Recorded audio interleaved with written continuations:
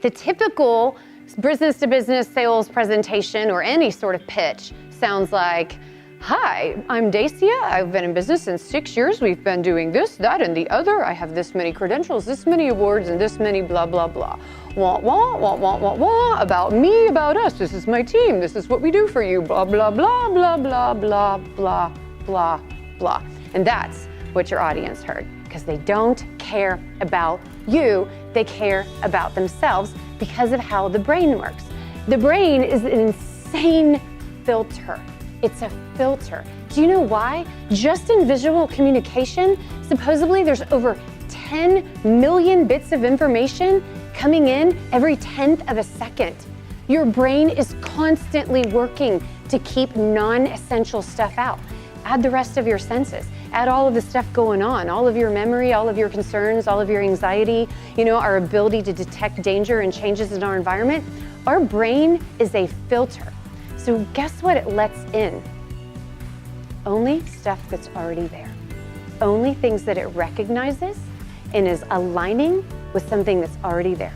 So some of the marketing magic around communication and messaging that you can use is the best way to get someone's attention is to talk to them about them.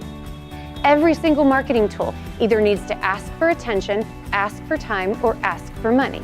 And thus, it needs to align with anybody on the front line, and you have to know exactly when and where they would use it and what conversation, what context is surrounding it. That is the core of amazing content, is knowing where is the buyer at and what are you asking for, so you can be clear about how to bring enough value that they would want to say yes. So the sales funnel primarily starts at the build trust piece. So I know who you are, but I already kind of trust who you are because I'm actually at the point where I'm going to speak to a salesperson, and then it funnels down to the closing ratio.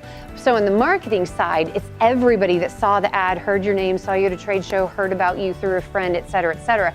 So the marketing funnel is, I heard your name, I'm kind of interested, I've clicked on your calls to action, and the goal of a marketing funnel is to get the first meeting. The goal of a sales funnel is to close the deal. So remember how I was talking about creating urgency? You're competing against everybody and you want to tap into emotion? Discomfort's a good emotion to make people feel urgency, especially if you know that there are trends and changes in the market that they need to be paying attention to that they were not aware of.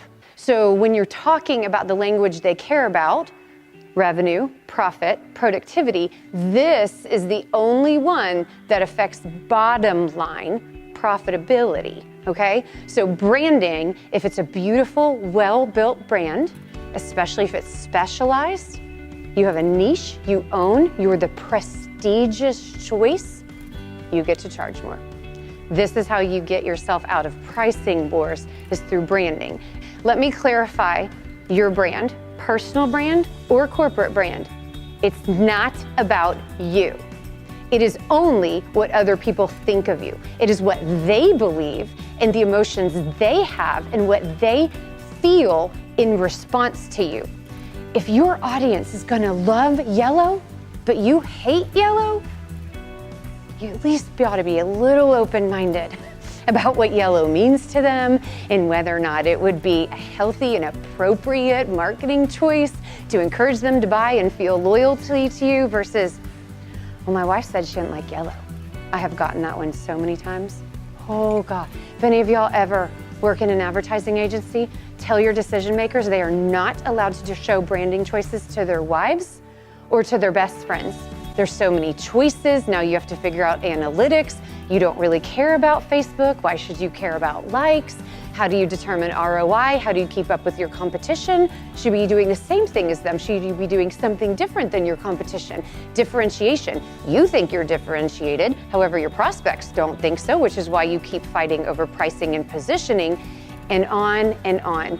And when I'm presenting to a prospect, it might sound kind of cruel to go, this sucks, right? And you can see them going, yes. And the good news is I get to be the hero later on and go, we'll make all of this go away. If you remembered nothing else, know your audience. Know your audience. The number one place we see people waste money and totally screw up a healthy marketing plan and marketing mix is that they do not segment their audiences and they do not document the specifics around who they are.